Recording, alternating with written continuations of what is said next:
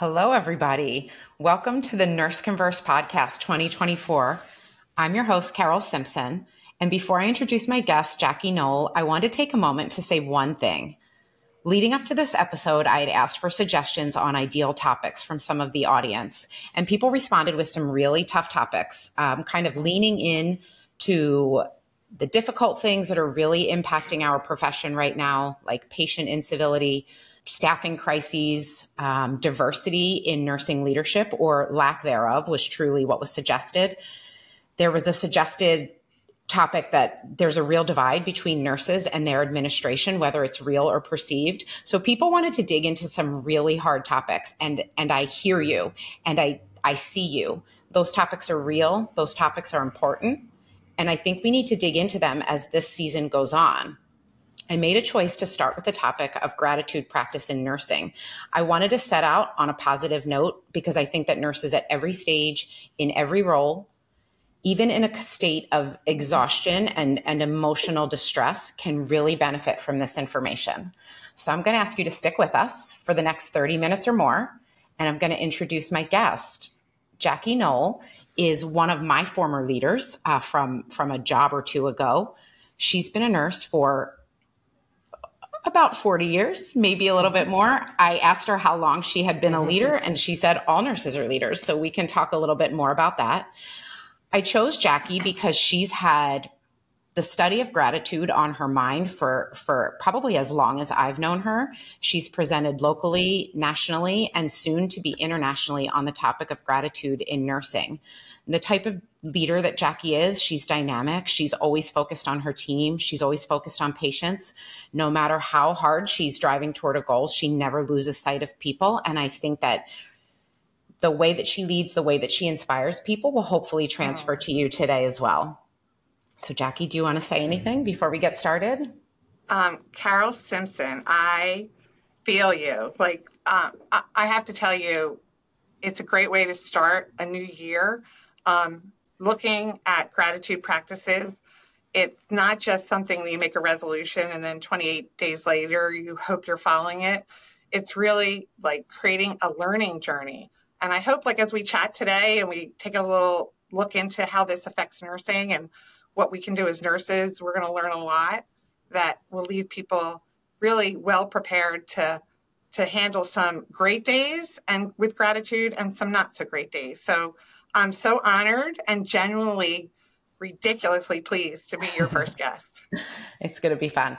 So leading up to this, I had started reading some articles about gratitude practice, and I was surprised to learn that there are actual physical, mental, and workplace benefits to a gratitude practice. Can you say a little bit more about that? Yeah, I mean, the research behind gratitude has been around for a really long time, but I think in today's healthcare world, we took a look back towards it because there's so many things we've learned that can benefit our current workforce.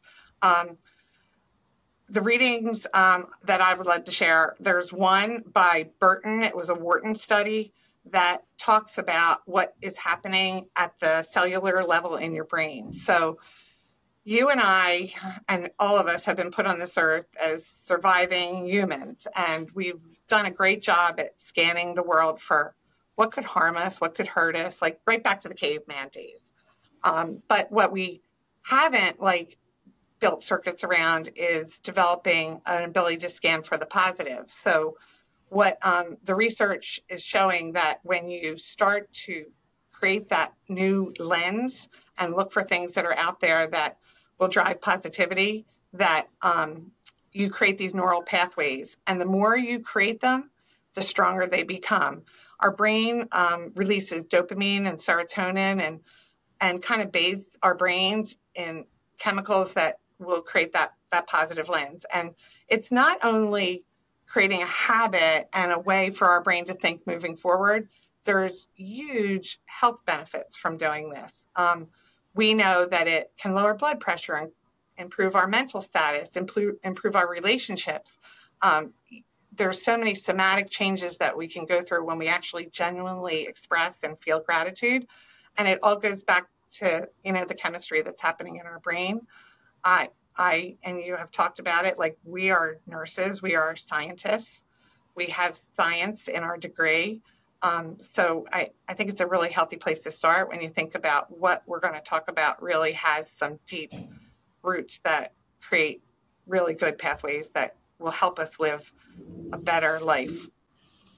Okay, so that makes sense. Mm-hmm. I did read a quote from somebody named Barbara Fredrickson, who is a researcher at the University of North Carolina, Chapel Hill, and she said, "The negative screams at you, but the positive only whispers."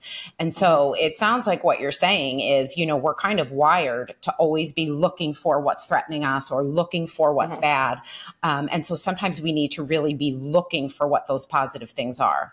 So let's dig into that. So then how do you start? Why this? Why in nursing? Tell me more about gratitude in your nursing practice every day or in any practice. Well, it's a great question. I have to say, you don't wake up one day and say, I'm just going to turn on the gratitude button. It's a journey that people take and they start to realize the upsides and the benefits. And for me, I'll just tell you kind of why I started to get interested in this. So we all show up to work, right? We're working in busy units, busy outpatient clinics, you name it. Nurses are everywhere, home care, in society, just helping. And we are privileged often to have colleagues that we work with. And as you start to show up for your shift or your assignment that day, you look around, right? And you say, wow, I get to work with Carol today, or I get to work with Becky today. So I'm going to use Nurse Becky as an example of what really kind of made me think, like, what's this all about? I would watch her energy, her positive ability to get things done, to talk to patients on really trying days. And I thought, I'm going to be like Becky. I want to start to find out what makes her tick. And the one thing I noticed time and time again is she expressed gratitude, whether she was weighing a patient on a scale, whether she was helping them at the bedside. There was always this moment, and she expressed it differently. She would say, you're the best at this, or I'd love to, thank you for all the kind conversations we just had. And I realized the more I started to emulate that, the better my days went and the better my shifts went. So that made me pause. And, then as a nurse science person, we take a look back and we're like, there's something behind this. So for me, like just getting into gratitude was really about trying to create a really better experience for myself, my colleagues, and my patients that day. And I found it. And so that was the entry level for me. I would say as a leader practicing, and your point earlier is well taken. I can be a leader with a title, and that's a wonderful thing, and it gives me great responsibility. But every nurse, and I mean every nurse, as we all know, is a leader. You're leading that patient through their event, their course of stay. You're coordinating things across the hospital. You have so many leadership hats on as a nurse. And I would say as a leader, all of us have to pick a professional platform. And it became very obvious that mine was going to be gratitude because I saw what it did for my team and I saw what it did for me. Okay. That was the beginning. And so I did read a quote that says cells that fire together wire together. And so just thinking more of what you're talking about, it sounds like those neural pathways are, they kind of get started, but then the more you practice, the more you keep going. It's like practicing any sport. You get better and better and better at that. And I believe that's called Hebb's theory. I think there was a doctor named Hebb, and I don't want to misquote. But basically that the stronger those neural pathways become, the more likely we are to start seeing the good in life and not always be looking at those negative things or becoming defensive. And so can you give me an example of sort of how you do this at work? So it doesn't matter which job or whatever. Can you give me an example of just sort of a day where maybe you applied gratitude and what the impact was? Yeah, I love the question too, because all of us have a choice when we show up at work, right? We can think about what our day is going to look like, and to practice gratitude at work in nursing is really a very conscious choice. And it just doesn't happen because you walk through the front door of the hospital or the place that you work. is something that you have to kind of build into your day. So I do this thing where I call it like stop, look, and listen. It's something that I try to practice every day when I'm working. And also, by the way, when I'm not working, I like to use it in my regular out of work life. But first, you have to create some pauses in your day. And they could be a pause while you're in the elevator with somebody. They could be a pause at an exact time that, I eat lunch around 1 o'clock if we're lucky to get lunch. And I'm going to do this then. But during that pause, like have a moment of reflection, like genuinely tell yourself a story of something that touched you. And, as nurses, we can become like not seeing what other people would see so obviously because it's in our midst every day. We see human nature at its most vulnerable stages. If you would bring a friend or a partner or anyone to the hospital or your workplace with you, I think they would just be like a deer in headlights at times for the things that you manage as nurses, that we all manage. And what I ask you to do is think in that moment of reflection, like, what did you see? Did you see a tender moment where somebody was helping one of their elderly partners out of a car? Did you see a child going down the hall who clearly looks like he has some kind of medical issue happening with an IV pole, but a smile on his face? Did you see somebody hold the door for somebody? Did you just see the sunshine today? Like, you can take it at any level, but give yourself the moment, and it's a moment, and gratitude can happen in any moment. Like, give yourself the moment and the grace to have that opportunity to reflect. And when you think about it, like, feel it. Like, just don't think, yeah, I saw somebody open the elevator door. That was great.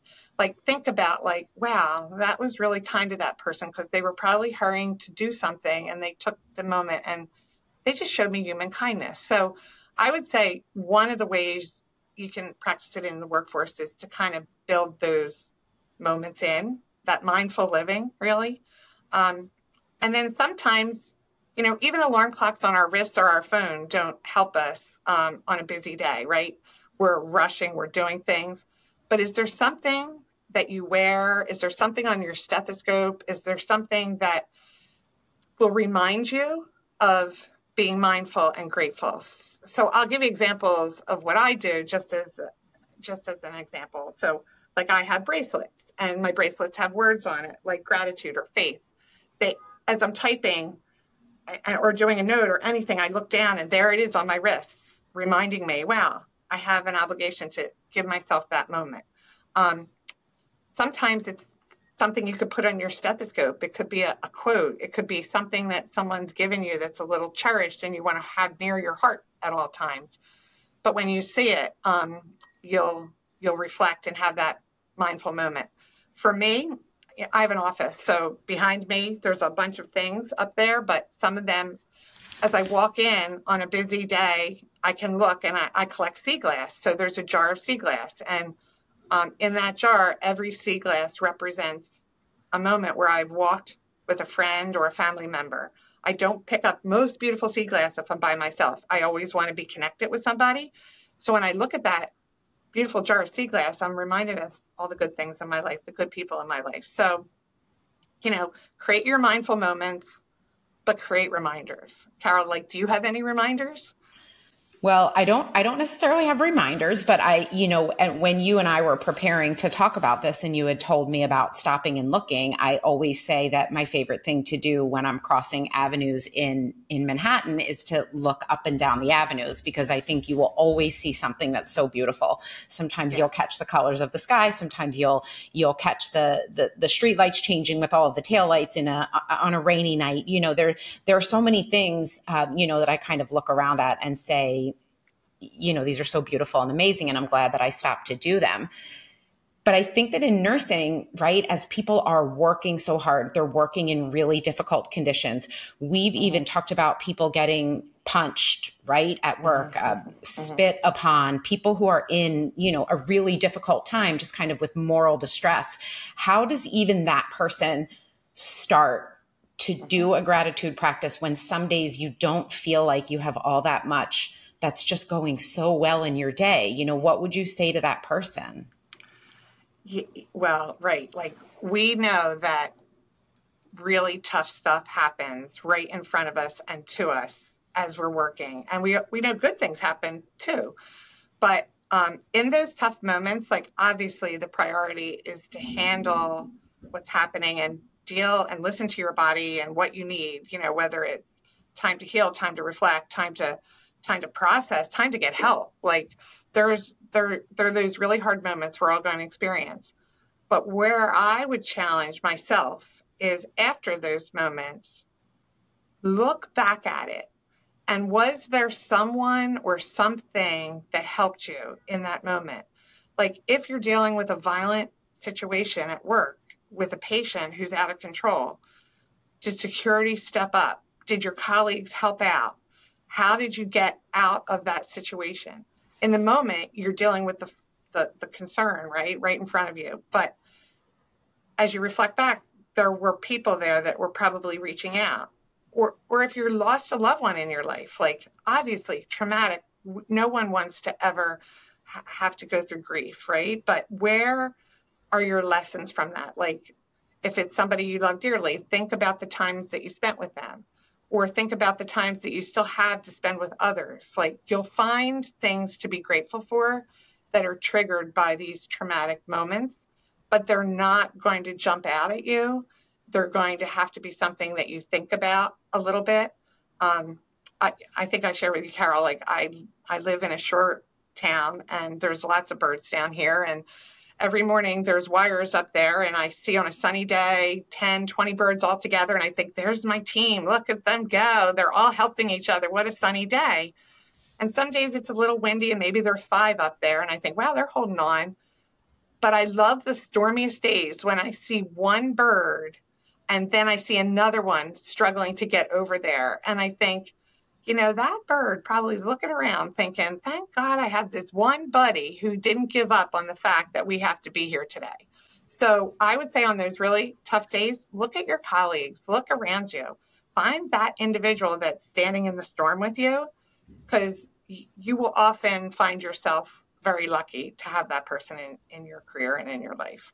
No, that's a great point. I think that some of my greatest friends in nursing were made on night shift, on the hardest night shift you could ever have, changing the chemo soaked sheets of a patient, and that person who walked in the door with a basin of hot water and warm blankets for that patient is just like, you saved me. And she's still one of my great friends. Hi, Sarah. I know Becky too, right? Like we're talking about these people that have really impacted us as nurses. And I think that they probably both have that similar spirit of seeing the really good things in situations, even when they're a little bit rough. And so that's actually a really great example. So one thing I also noticed when I was researching this topic is that the ANA has a toolkit around gratitude. And that kind of surprised me. I think of the ANA when I think of the Nursing Code of Ethics, or I think of the ANA kind of weighing in on really big nursing topics. So why did they pick up gratitude in the last several years? Well, if you think about the last several years and the impact that it's had on the practicing nurse, it's been something that we couldn't even anticipate in our lifetime, right? Like, and we already knew going into the pandemic that we were going to be facing a nursing shortage, and that this is a very valued career and we have to do a lot to really make it strong. So I think besides the Nursing Code of Ethics, I think the ANA really realized that nurse well-being stands out as a major initiative for our workforce. And as we talked about earlier, the ANA set out and did a series of podcasts, and we're touching on a few of the things that they get deeper into, but it really helps you understand the science, the practices, the opportunities, like how to lean into gratitude. And the whole goal behind that is to really get our workforce to the healthiest possible place we can, so we thrive in our future.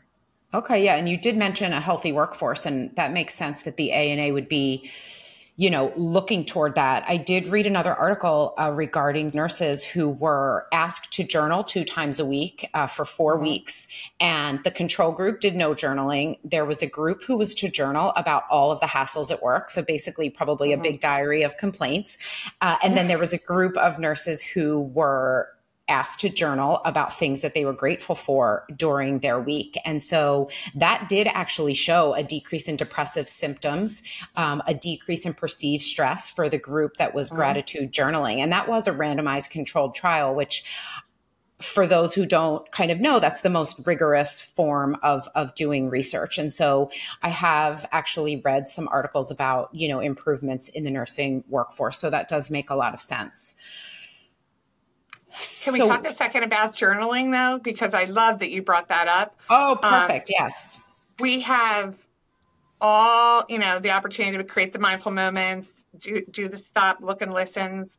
But what really makes it meaningful is that you create a structured process, and journaling has been proven, as you described, hands down, in a very effective way. And there's just a few points I want to make about it. It's not related to our circadian rhythms. So whether you work night shift or day shift, you can do it. And it doesn't have to be a certain time of the day. There are times of the days that make sense for you. And it can be on an app in your phone. And while we don't endorse any app, believe me, there's plenty out there. It can be on a piece of paper or in a book, which you can snap a picture of if you want to remind yourself of what you wrote. But it's that one time where you're taking your mind and you're creating a quick story, and it can be sentences, it can be 1 sentence, it can be 5 sentences, but you're capturing it. I'll share with you that my favorite time to do it is 10 o'clock at night, because I'm a little bit of a evening shift person in my style, and so that's a time for me that I'm winding down and getting ready to go to sleep. And I want the last thought of my day to be myself telling a story about a moment of gratitude that touched me that day. And I scan my day and I think, what is it? Is it that my dog, did something silly today? Was it the smell of cookies? Was it the fact that I got to reunite with my granddaughter when she came across country? It can be anything. Was it a colleague? Anyway, I jot it down. What I've learned is it's fabulous to go back and read your history of those when you keep them. But it's even better if you have the opportunity once in a while to share it with someone. It just enhances your own feelings of gratitude, and it's a gift to the other person. So there are many ways to do that. If you snap a picture from a book, you can always text somebody. If you are in a gratitude app, you can always send it to them via the app. There's so many creative ways. And for my crew, they may not be up at 10 o'clock, but when they wake up in the morning, that's the first thing they read. So it's such a great gift. So I just want to spend a minute to point out the importance of journaling, just because it's a key underpinning to how to create a practice for yourselves that not only impacts yourself, but others. Okay. So yeah, so I've heard about gratitude journaling, and I know that you've even talked about, a sneak attack of a sticky note, just kind of putting something on someone's computer screen. And you had shown me one before that somebody had left on your computer screen that says, "You inspire me," with a smiley face, and how meaningful that was to you. And actually on that day, I had turned my computer and shown Jackie that I keep all of the little thank you notes that people write to me, because they're so great. One just says Happy Valentine's Day, and they had left me a Rice Krispie treat on that day. But it was so meaningful. And so I do kind of keep those around to just be a really quick expression of, look at all these really great people around me. And I appreciate them and they appreciate me. And it does kind of make my day sometimes. So I love the sticky note. I like the idea of a gratitude journal. They're easy to download. I did it the first time Jackie told me about it. I felt like that was actually, it reminded you every day too. It was kind of like, hey, did you journal anything yet? And sometimes I was reaching. I mean, every day isn't sunshine and roses, but I could generally find something to be really grateful for each day. Well, and we talked about that. We talked about, I'm sorry, go ahead. Go ahead. No, we talked about, it is a little bit of an effort, but the sneak attacks, which you mentioned, just a quick little unannounced thank yous that can happen anonymously. They're easy to do. And when people are tired or they're really thinking, I don't have the energy to do all this right now, like I would urge them to just do that. Find somebody that they're working with next shift, write a quick little sticky note, stick it on the computer they're documenting, and just for a moment, quietly step away and watch the expression and the reception to your action. Like, it'll be motivating. It will be something that will help you see the value and maybe get that next like step of energy for, living this kind of grateful life. And the way I understand it is the person who receives the gratitude gets the dopamine rush and the serotonin rush, but the person giving it also gets a lot out of it. And so I do think it kind of puts both people into this sort of good cycle, right? The vicious cycle of good is what I like to call it. So yeah, I love that idea. And one piece of advice you've given me over however long I've known you is think about how you frame your gratitude statement. Because thank you can sometimes just get lost, right? Like we say thank you everywhere. Thank you for holding the door. Thank you for my change at the grocery store. But can you say more about just sort of that way of framing up the way you experienced what you're grateful for? Yeah, thanks. Thank you. I can say that there are so many words that can express gratitude. Like, I appreciate you. I am so enjoy working with you today. But what the listener really values, and in my experience, is when you make it a little bit more detailed and a little bit more meaningful. So, of course, I still say thank you, and that's a great word. But when I want to express gratitude, I spend a moment and I think about what was I expecting, what was the behavior I saw, and what was the impact. So, for instance, think about two nurses working a really busy overnight shift. And they're looking at each other thinking, are we going to get through this? This is busy. We're getting admissions. There's lots going on. And through the night, one nurse maybe has a pretty tough assignment, but she notices her colleague is over there grabbing vital signs for her, helping get a patient to the bathroom, helping update a phone message or whatever is needed to get through there, giving a med for her or him. And so through the night, that nurse thinks, wow, I'm so grateful that I'm working with my colleague.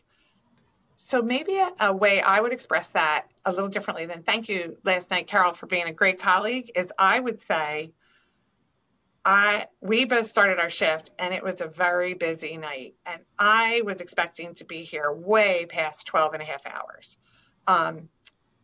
The fact that you gave meds for me, the fact that you gave vital signs for me, the fact that you fielded admission calls for me was amazing, simply amazing.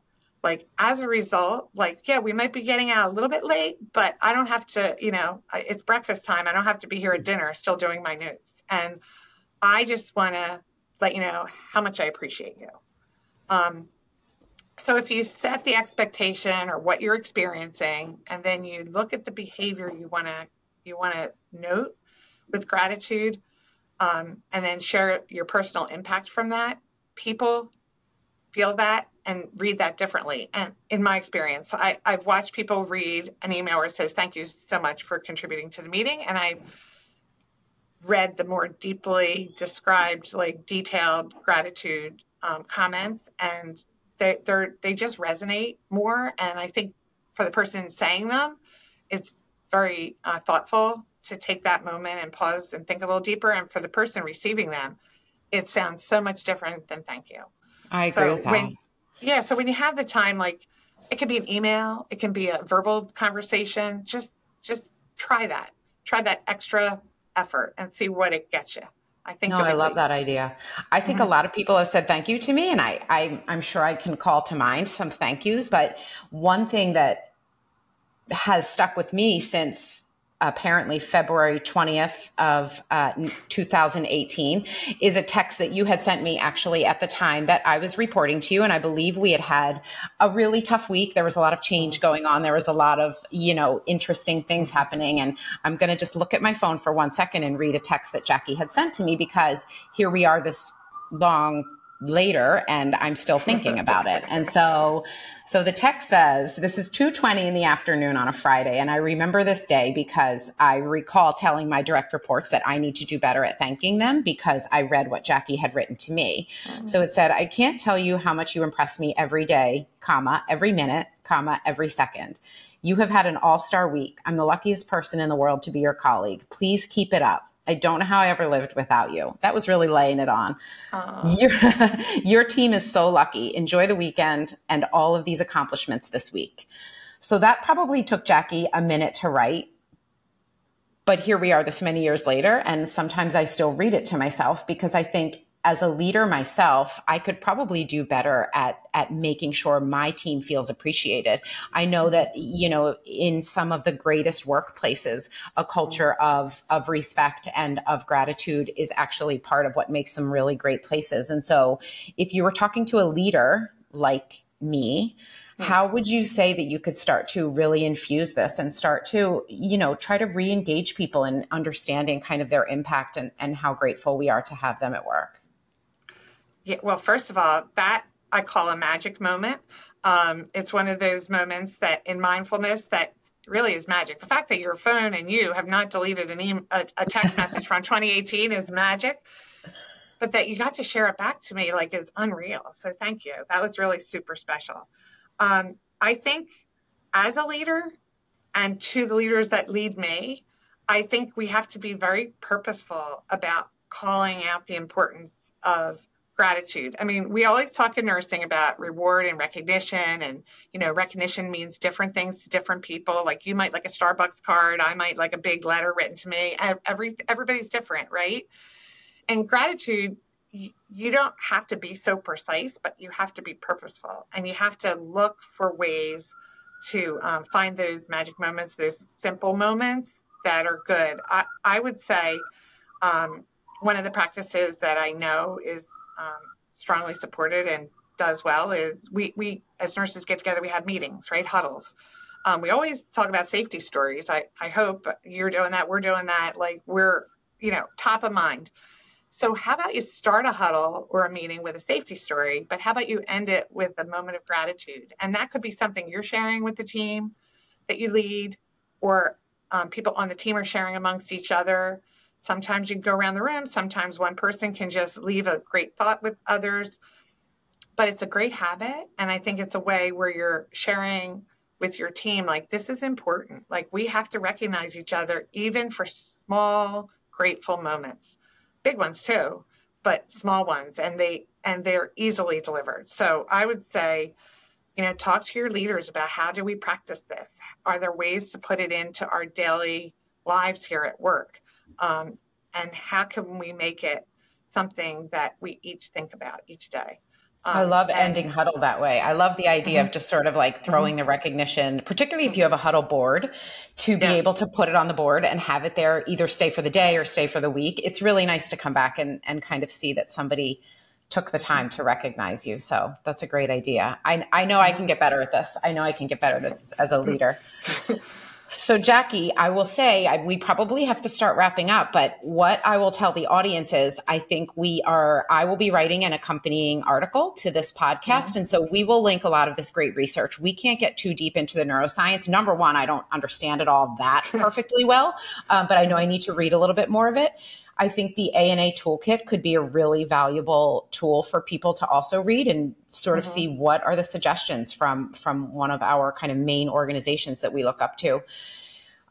We will also do our best to link any other really important information that accompanies this podcast. But what would you leave the listeners with if you were giving them 3 major takeaways to this podcast, or 3 ways to start, or just what are kind of your most salient points to wrap up today? Thank you. I think there's 3 big things and takeaways that I think about when I think about our discussion today and the topic of gratitude. One is I want everyone to know that it serves 2 purposes and provides 2 gifts when you practice gratitude. Clearly, thinking genuinely and thoughtfully about another is a gift to them, and it brings joy and many good things, but equally, it's a gift to yourself. And in a workforce that's working as hard as nurses do, we need to give ourselves that gift. So I would say, think of it as a 2-gift moment. I would urge you to continue to look for opportunities to have magic moments and mindful living.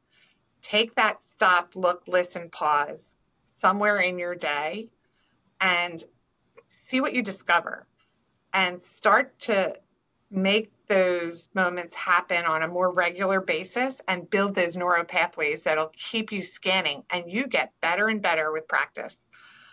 So I think that's the second point. And the third point is, don't forget, all good habits require some structure. And I would urge everyone to consider journaling, whether it's brief, whether it's not every day. Don't put pressure on yourselves. Often as nurses, we're like, oh my gosh, I skipped a day. Now I'm going to give up. Like, start it. Like, be proud of what you do. When you look back at those journals, feel them, share them. I think that habit is a really good habit for the future of nurses and our practice. So it's a 2-gift moment. Practice your mindfulness and start those journals. That would be my wish for everyone as we start our new year, and lean into gratitude as much and often as you need to have those positive days. Thank you so much. And yeah, I mean, if there's a practice that feels this simple, that can actually change how we feel about each other, our physical health, our mental health, our decreasing cynicism, absenteeism, having just a better outlook on work, I can't imagine that people wouldn't want to partake. Yeah. I did see in the 2023 State of Nursing, which Nurse.org had kind of surveyed 2,000 nurses. I thought the results actually looked promising. People felt that they were in a better state than they were in 2021. I think that's probably, I hope everybody's getting a little bit better from that time. They still think that there's high level of burnout, but they think that, a lot of people are kind of coming back in a way. And when I read the results of the question for what made you want to become a nurse, and the fourth most common answer was that a nurse inspired me. And I loved that. I feel like this is a little bit, most of it was I wanted to help people, of course, but the thought that a nurse inspired somebody else really also touched me. And so I want to believe that we are coming out of a really, really tough season of nursing, and that we'll all be moving forward in a positive way. So I thank you for sharing all of this positivity, as you always do. And I hope that everybody from Nurse.org and anybody else who's listening enjoyed the podcast. And if you did, I hope that you'll like it. I hope that you will share it. I hope that you will comment, and that you will stay tuned. Follow us on social media or whatever platform. We'll also attach that to the article. And keep coming back. Nurse.org's got this great new podcast in 2024, and there's lots of really great hosts. There are 10, probably 9 that are, really just so different than me. And so I hope that we all bring you really great information this season. And Jackie, thank you. Oh, you're welcome. Enjoy, everyone. See you soon.